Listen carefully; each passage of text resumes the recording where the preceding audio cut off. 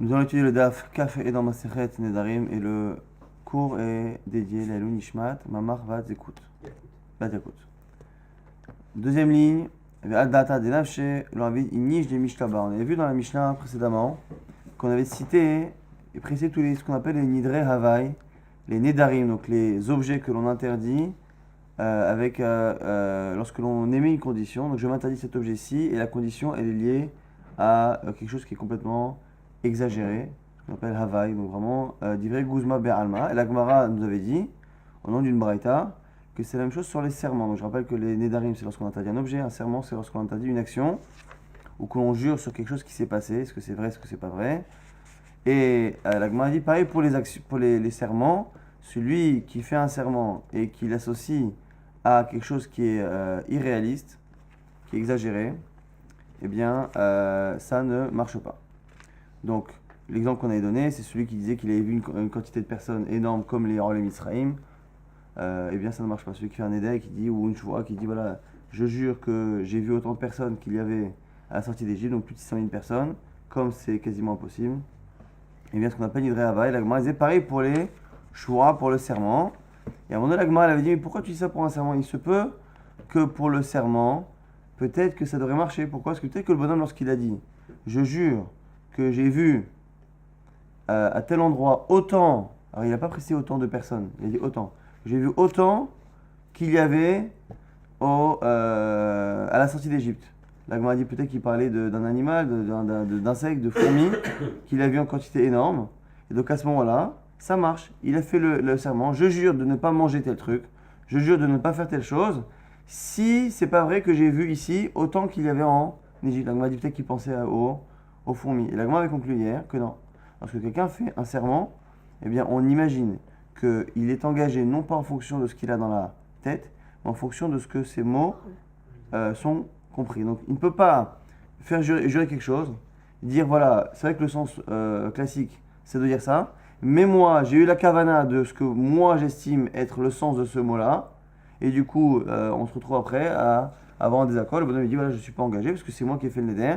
Ici, la Gemara a conclu que même si un serment à la base est un engagement personnel, eh bien, lorsqu'il est fait devant quelqu'un, c'est la compréhension des autres qui nous sert d'éléments pour juger exactement de la kavana du personne. Et la personne ne peut pas, encore une fois, nous dire oui, moi je pense à ça, je pensais à ça. Et ce sera tout le sujet du début du DAF. La Gemara dit quoi tu veux dire qu'un homme ne peut pas jurer en fonction de sa compréhension personnelle, même si elle est décalée par rapport à la compréhension des autres. Et pourtant, il y a une braïta qui dit, au sujet de quelqu'un qui est modé mébixat, quelqu'un qui avoue la moitié, il doit 100. Et il dit, voilà, je dois pas 100, je dois 50. Quelqu'un qui avoue la moitié de ce qu'il doit, une partie de ce qu'il doit, il doit jurer sur le reste. Et quand on le fait jurer, qu'est-ce qu'on nous dit dans la Mishnah là-bas? Lorsqu'on le fait jurer, Omrim, on lui dit, et Veyodea, attention, sache, chez l'Oratna et chez Belibecha, on ne te fait pas jurer en fonction de quelque chose d'une condition que tu peux créer dans ton cœur, dans ta tête. Et là, Aldaratenu va Aldarat Beddin. Attention, hein, tu jures en fonction de ce que nous on dit et de ce que le Beddin dit. La Gemara dit là Poukemai. Si on dit ça, ça vient exclure quoi? Ça vient exclure a priori ce qu'on vient de dire. Là, la Pouké, la cycle où Iskundre, la cycle Onch Mazouze, mais des Kamal Aldaratenu, Mikla, David Inash, des Mishtaba, Aldaratenu Nafshe. La Gemara dit, n'est-ce pas que c'est ça? Qu'en fait, le bonhomme, on imagine qu'il s'est créé dans sa tête une mashmaot. Le mot zouz, c'est zouzim, c'est la monnaie. Eh bien, en fait, on a peur que le bonhomme, dans sa tête, il se dit voilà, moi, ces petits objets-là, je les appelle zouzim. Je les appelle zouzim. Et comme ça, quand le type nous dit je jure que j'ai donné les 100 zouz ou les 50 zouz à l'autre, eh bien, dans sa tête, lui, il ne pense pas aux zouzim, à l'argent, à la monnaie courante, mais il pense à un objet qu'il a donné à ce bonhomme-là que lui a décidé arbitrairement d'appeler Zouzim. Donc la Gemara dit c'est ça, n'est-ce pas, qu'on lui dit attention, hein, tu jures pas en fonction de ce que tu as dans la tête ou dans ton cœur, tu jures en fonction de ce qu'on dit. Quand nous on dit est-ce que tu l'as payé les 100 zouz, tu dois répondre 100 zouz et ton serment il est lié à ce que nous on définit étant 100 zouz et non pas ce que toi tu définis. Donc ça sous-entend que si le Beddin n'avait pas émis cette condition à la base, eh bien on aurait pu se faire avoir. Que si le type il nous disait et voilà, j'ai juré que j'ai donné 100 zouz et qu'on ne lui avait pas dit attention, c'est en fonction de nous et pas en fonction de toi. Ben, je sais pas que ça marche, donc du coup, ça a l'air d'être que finalement, on peut éventuellement, à part lorsqu'on verrouille le problème comme ça à l'avance, on pourrait jurer en fonction de notre compréhension personnelle et pas celle de l'autre. La Gemara dit non, c'est pas ça. Quand on l'a fait jurer, c'est pas ça. Un type qui jure et qu'en fonction de notre définition, eh bien, il a juré, il peut pas après s'en sortir et dire que non, il avait pensé à autre chose. Qu'est-ce qu'on a voulu verrouiller là-bas dans ce cas-là? C'est un cas particulier. L'olapuke mi kanya de Rava. On a voulu éviter le bâton de Rava. Alors regardez l'histoire de Rava, elle est sympathique. Daou Gavra Dava Masik Bechavre Zouzé. C'est un homme qui devait de l'argent à son copain. Atal et Kamé de Rava. Il est venu voir Rava. Ve'amarle le lové, Zid Parali. Et il y a l'autre qui lui a dit vas-y, rembourse-moi. Donc le prêteur a dit à son emprunteur rembourse-moi. Amarle, Perarticha. L'autre il dit mais je t'ai remboursé.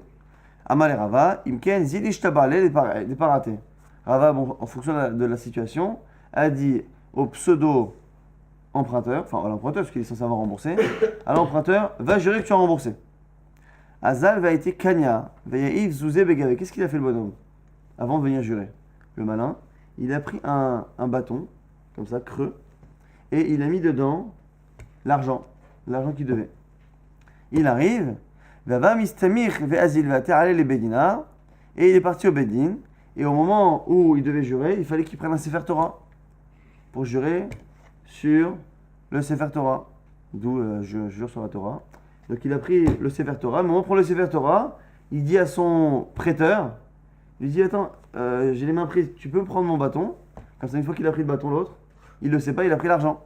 Le vice a malé, a malvé. Mais quand Kanya Bidar prend ce bâton, Nassav, Sefer Torah, il a pris Sefer Torah, et Ishteba, maintenant qu'il a Sefer Torah, qu'il a donné l'argent dans le bâton, mais qu'il va récupérer dans 2 minutes, il a juré, départ, Kol Madavelébidé, je jure que je vais donner les 112. Haoumal Veragaz, Vetavrala Oukania, son copain qui lui a prêté l'argent. Pour lui, c'est pas que l'argent il est dans le bâton. Donc ici, le type il est en train de jurer avec le Sefer Torah dans les mains, devant les rabbinim, mais devant moi, il jure qu'il m'a rendu l'argent. Il prend le bâton et de colère, il le jette par terre. Et quand il le jette, il voit l'argent. Donc du coup, le stratagème, on ne sait pas combien de personnes avant lui avaient fait le coup.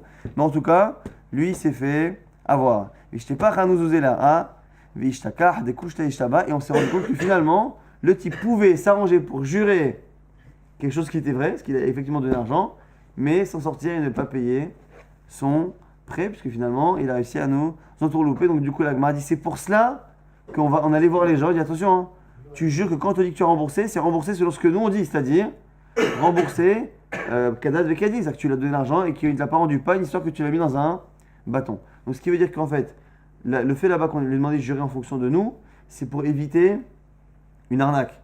Mais ça ne veut pas dire qu'il y a attention, hein, dans les mots, il ne faut pas que tu imagines autre chose, parce que c'est pas ça ce que l'on craint. Donc on n'a pour l'instant aucune preuve qu'un homme peut jurer et définir en fait les mots qu'il prononce en fonction de ce qu'il veut lui, non pas en fonction de la normale. La Gemara continue d'objecter. L'envie des mishtaba adata des nafshé. Quand tu vas encore me dire qu'on ne peut pas jurer en fonction de ma compréhension personnelle. Pourtant, il y a une braïta qui dit lorsqu'il a fait jurer les Bnei Israël Barvot Moab, Amar lahem, et vous yodaim, shelo al da'atrem ani mashbi'atrem, et la al da'ati va al da'atam makom.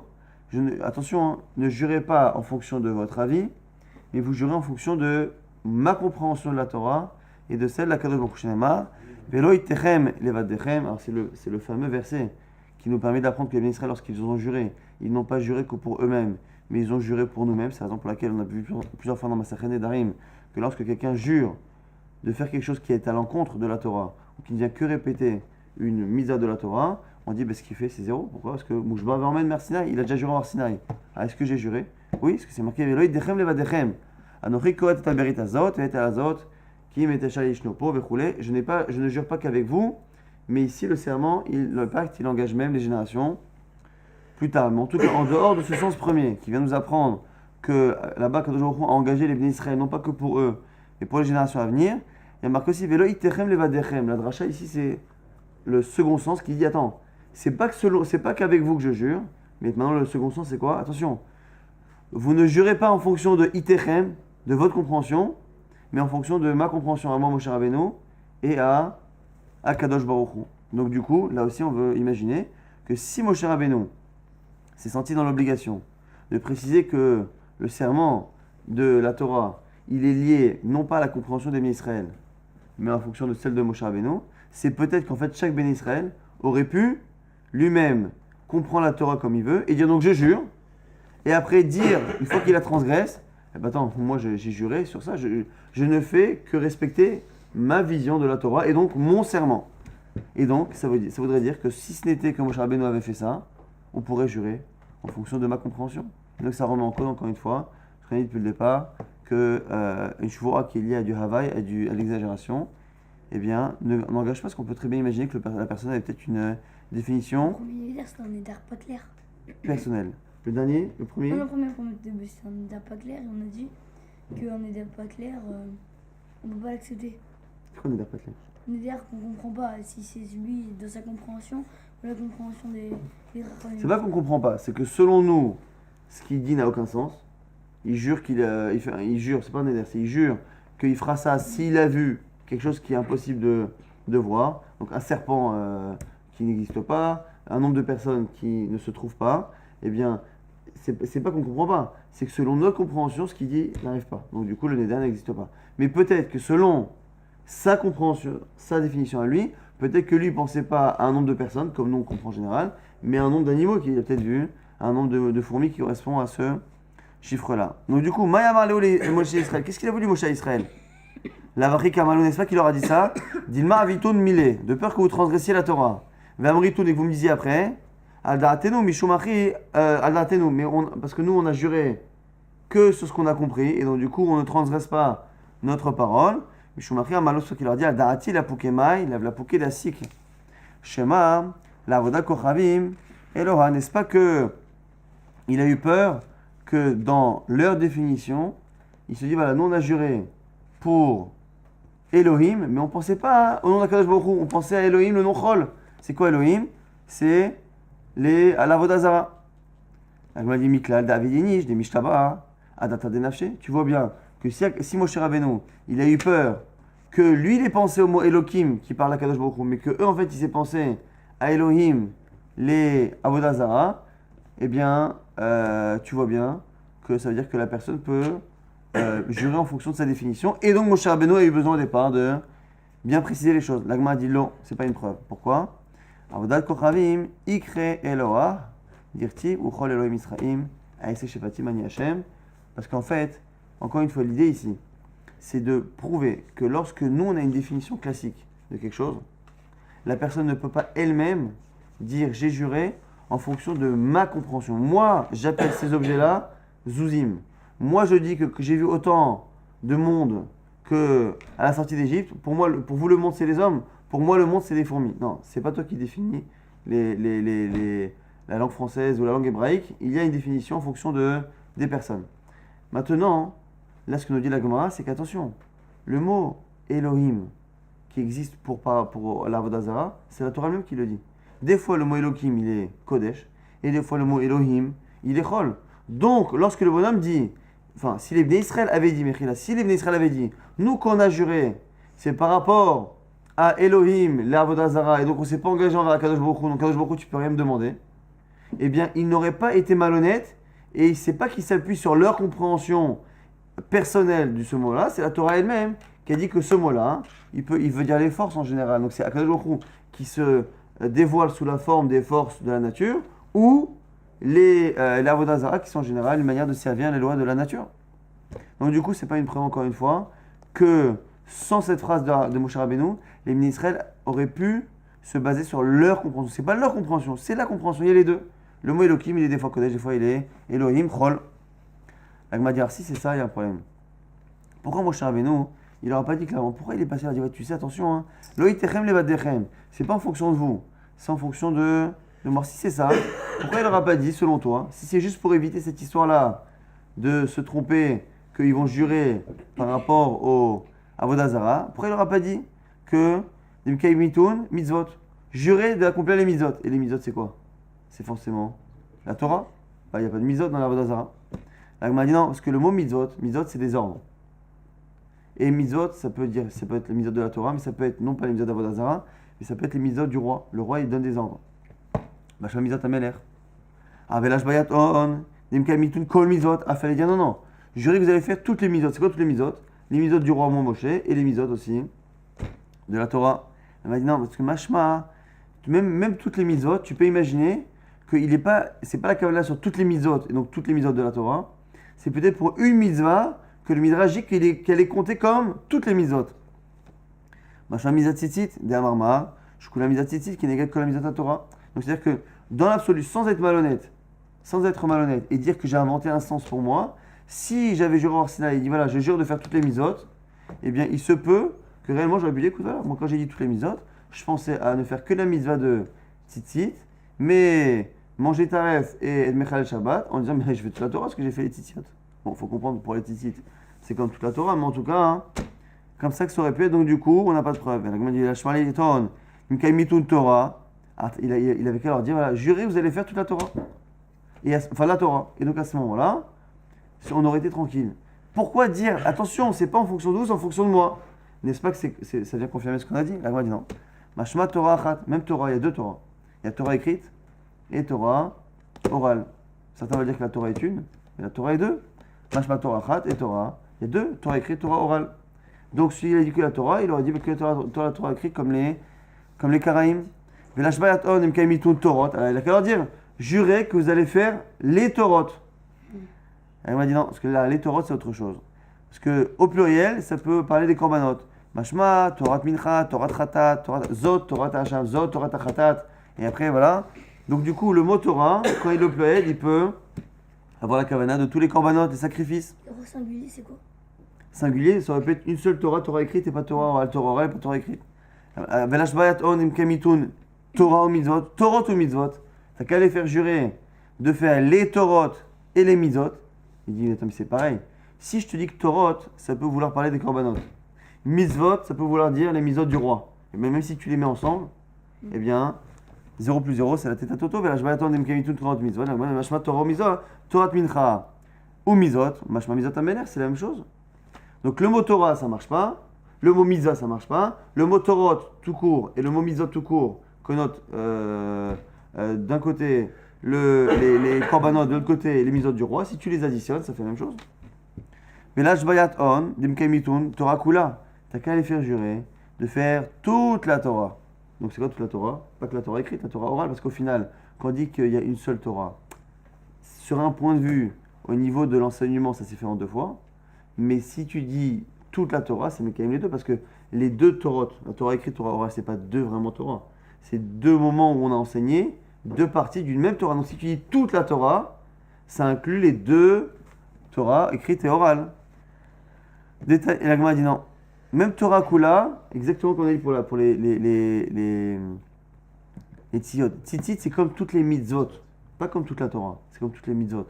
Maintenant, il y a quelque chose qui est comme toute la Torah. C'est quoi? C'est Avodah Zarah.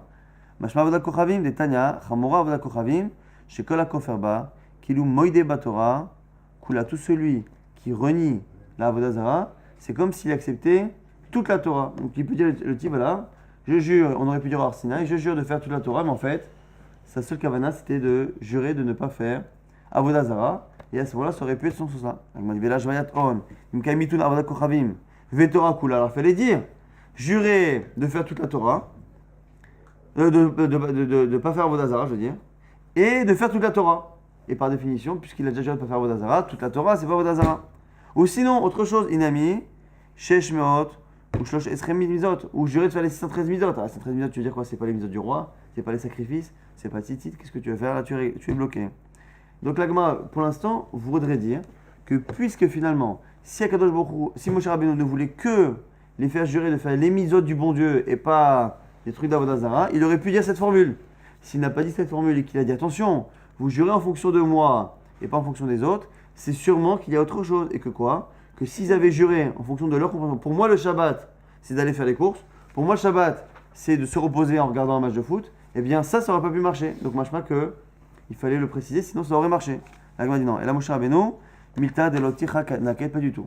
Tu n'as aucune preuve, simplement c'est tellement compliqué de dire attention, jurez que vous ne faites pas Avodah Zarah et pas les mitzvot, parce qu'en disant les mitzvot ça pourrait comprendre, c'est un peu compliqué. Donc Moshe Rabbeinu il a dit le plus simple, jurer que c'est en fonction de notre compréhension, ce qui veut dire en gros jurer que vous faites les mitzvot du bon Dieu et pas celles de Avodah Zarah. Mais tu n'as pas de preuve qu'encore une fois les Israël auraient pu avoir leur compréhension complètement personnelle et tronquée des mitzvot.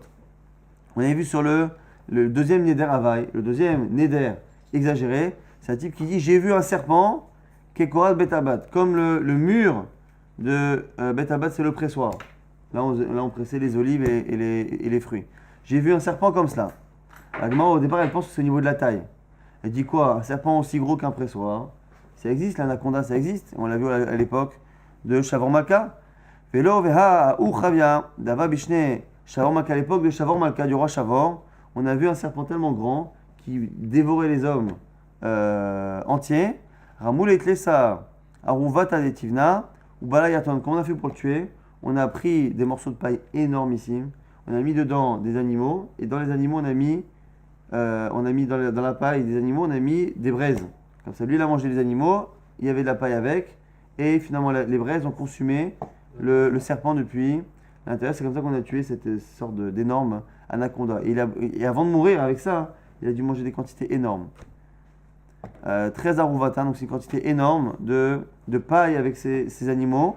Et donc, du coup, on voit qu'un serpent qui a la taille d'un pressoir, ça existe. Donc, du coup, c'est quoi? En quoi c'est une exagération impossible? Amar Shmuel, Betarouf. Ici, nous dit la Gemara, c'est tarouf. Tarouf, c'est des fentes qu'il y a sur la peau du serpent. Et j'ai vu autant de fentes qu'il y a sur le mur d'un pressoir. Parce que le pressoir, il a forcément des fentes pour que justement le liquide coule. La Gemara dit Koulon Arché, Mitrav Trif. Et la Gemara dit attends, mais tous les serpents quasiment ont des fentes à un moment donné. La Gemara dit Agabo, Tarouf Kamrin. Attention, il a des fentes au niveau du bas de son corps et au niveau du cou plus ou moins, mais pas au niveau du dos, c'est-à-dire que le long du corps, il n'y a pas ces fentes, et donc du coup, ça ne marche pas. La Gemara dit, attends, si c'est ça, pourquoi on n'a pas parlé d'un cas où le type il jure qu'il a vu un serpent avec des fentes là où il n'y a pas de fentes en général chez un serpent? Pourquoi on est parti chercher midi à 14h et que le type il a juré qu'il a vu un serpent qui avait des fentes comme les murs d'un pressoir, que le pressoir, c'est en général sur le dessus, sur le dos, entre guillemets, qu'il a des fentes, et donc du coup, sur le serpent, c'est pas possible. Pourquoi on est parti chercher aussi compliqué? La Gemara nous dit, Milta agav orche kamashma, c'est derrière des fois la Mishnah. Au passage, on t'apprend comment c'est un pressoir. Des Korat Betabad, gabo tarouf. On t'apprend que dans un pressoir, le haut, le dessus, eh bien, il est forcément avec des fentes. Elle m'a dit, ok, super. Donc tu es en train de faire une Mishnah sur Nedarim. Dans Nedarim, tu vas apprendre qu'un vœu qui est exagéré, ça ne marche pas. L'exemple que tu me donnes, c'est un type qui imagine un serpent qui n'existe pas. Et au passage, tu dis, bon, ce serait bien que je fasse un petit peu de culture générale. Je vais apprendre aux juifs comment ça marche un pressoir. Si on fait comme ça, on ne s'en sort pas. Toutes les Mishnah parleraient de tout, de rien. À quoi ça sert? On dit, pourquoi? Il faut forcément qu'il y ait une halakha. Les mekar ou memkar, c'est pour une vente de quelque chose. Le malecha, shamocher, korat betaba lechavero, igabo tarouf in, ilolo, celui qui vend un pressoir à l'autre. Si l'endroit du pressoir, l'endroit sur lequel on presse les fruits, n'a pas des fentes sur le dessus, eh bien le bonhomme qui vend un pressoir, eh bien il ne vend pas un pressoir, il vend quelque chose qui n'est pas utilisable en tant que pressoir. Et donc du coup ça vient nous apprendre au niveau des halachot de vente que une vente qui est faite avec un pressoir qui n'a pas justement ces fentes, c'est la vente elle est caduque parce que finalement il y a erreur sur l'objet vendu. Nouvelle Mishnah. Amoud Bet, on tourne la page. Nidrej Gagot, c'est quoi les Nedarim qui sont faits par inadvertance? Imachati et imshatiti. Le type, il jure qu'il n'a pas mangé ou qu'il n'a pas juré, mais il a complètement oublié en fait. Il a mangé, il a oublié qu'il a mangé, et il jure, je jure que j'ai pas mangé. Donc c'est un Neder qui est lié à une erreur d'estimation par inadvertance, et donc du coup, c'est un Neder qui ne marche pas. Shani ochel veshani shote veshacha vachal veshata. À l'inverse, il jure de ne pas manger ou de ne pas boire, et après il oublie son éder et il mange et il boit. Donc soit c'est par rapport au passé, soit par rapport au futur. Amar kona mishtin et nitli, chez Ganvaet Kissi, chez Keta et Beni, Venoda chez Loïkato, Venoda chez Loganva. Aussi là qu'il a juré, il a fait un éder par rapport à sa femme, à cause d'une accusation qu'il avait contre elle, qui se trouve être fausse. Je jure d'interdire ma femme de profiter, parce que je sais qu'elle va voler de l'argent ou qu'elle a frappé mon fils, et il se trouve après que ce n'est pas vrai. Donc ce sont trois types de Nedarim qui n'engagent pas parce qu'ils sont liés à un moment donné à une erreur. Il oublie qu'il a mangé, il fait un Neder, il croit que sa femme a fait alors qu'elle n'a pas fait. Autre cas, Ra'aotan ochlim te'enim. Un homme il rentre chez lui et il voit des gens dans son champ, dans son verger de de date en train de manger des figues, Mechila de figues, il voit des gens manger ses figues. Il est énervé, Amar, Re Alechem Korban. Tout ce que vous mangez, c'est interdit pour vous comme un korban. Comme ça, les types, ils s'arrêtent de manger. Venim Seou Aviv et Achiv. Et il se rend compte que finalement, dans la Chabora, dans le groupe, il y avait son père et son frère. Évidemment qu'il n'a pas envie d'interdire à son père et son frère de manger ses figues comme un korban. D'ailleurs, mais il y avait d'autres personnes. C'est quoi le statut de ce neder? Bet Shammai Omrim Hen Mutarim, ou Masha Imaim Asurim. Bet Shammai dit évidemment que le père et le frère, il n'a pas eu la kavana, donc du coup ils sont autorisés, mais les autres, ils restent interdits. Ou Bet Hillel Omrim, Elu Vaelu Mutarim, selon Bet Hillel, les deux sont autorisés. La Gemara tout de suite cite une braïta, Tana, qui cherche Nidre Shgagot Mutarim, car Shvuot Shgagot Mutarim. De la même manière qu'un neder qui est lié à une erreur, par une advertance, eh bien le neder ne marche pas. Pareil pour un serment. Je jure de faire ou de ne pas faire. La Gemara dit mais c'est quoi le cas? Shvuot Shgagot, Kegon, Rav Kahana, Ravasi, comme le cas de Rav Kahana et Ravasi. Rav Kahana et Ravasi, c'était deux élèves de Rav. Et des fois, ils n'étaient pas d'accord sur l'enseignement que leur maître Rav avait dit. C'est quoi le cas? Donc, Adina Marshwata de Achiamara, Adina Marshwata de Achiamara. Chacun jurait que Rav avait dit cela, et l'autre jurait que Rav avait dit autre chose. Et Kol Chad Vechad, Adata de Nafshi Shapir Kamishdava, aucun n'a l'intention de mentir. Simplement, il y en a forcément un des deux qui se trompe et qui jure à tort parce qu'il croit se rappeler que Rav avait dit ça. Ra'a Otan Ochli, on a vu sur la Mishnah à la fin le dernier cas, on a vu que quelqu'un qui jure d'interdire aux gens qui mangent son verger, il les interdit comme des corbanes, qui se rend compte finalement qu'il y a des gens au milieu qu'il aime, qui sont son père et son frère. Selon Beth Shammai, il n'y a que son père et son frère qui peuvent manger, mais les autres continuent d'être assourés. Selon Beth Hillel, tout le monde est autorisé. La Gemara dit Nanatam, Potrim Beshabbatot ou Beyamim Tovim. Dans le même domaine, on a par rapport à Shabbat et Yom Tov, quelqu'un qui fait un éder de ne pas manger quelque chose. Et pendant Shabbat, il se rend compte que finalement c'est horrible, parce qu'il a fait un éder de ne pas manger de pain et de viande, et finalement Shabbat sans pain et sans viande, c'est pas Shabbat. Eh bien, on peut annuler, faire sauter le neder par rapport au Hanek Shabbat. Maintenant, la question, c'est est-ce qu'on fait sauter que le Shabbat, et dimanche il reprend son neder, ou parce qu'on a fait sauter Shabbat, on fait sauter tout? La Gemara nous dit quoi? Barishona Yomrim, Otamayamim Mutarim, Sh'arkamim Asurim. Au départ, on a dit qu'à chaque fois qu'il y a Yom Tov et Shabbat qui arrivent, le neder est suspendu parce qu'il n'a pas fait le neder en pensant qu'il allait être Mevatel, la misère de Hanek Shabbat ou de Hanek Yom Tov. Hacheba Rabbi Akiva, jusqu'à que Rabbi Akiva vienne. Velimed, il a appris. Neder Shuta Mixato, Utarkulo, lorsqu'un neder est annulé en partie, il est annulé complètement, un peu comme le Da'at de Beth Hillel, qui dit que puisque finalement il a interdit tout le groupe, mais que dans le groupe il y avait finalement son père et son frère qui eux sont autorisés, puisque le neder est annulé en partie, il est annulé finalement complètement. Donc on a vu que finalement on n'avait pas de preuve qu'on continue de dire que quelqu'un ne peut pas jurer en fonction de sa compréhension personnelle, mais strictement personnelle de la chose. Par contre, on a vu que s'il y a deux sens dans le mot, comme le mot Elohim, eh bien, il peut jurer par rapport à cela. On a vu au passage que les nidarim qui sont liés à une exagération, eh bien, ne fonctionnent pas. Et pareil pour des serments. Et maintenant, on est passé à un nouveau sujet qui est lié à un neder. Et après la braïta dans la Gemara qui nous dit que pareil pour un serment qui est lié à une erreur d'estimation, une erreur, un oubli quelque chose, eh bien que ce soit un neder, que ce soit une choix, ça ne marche pas.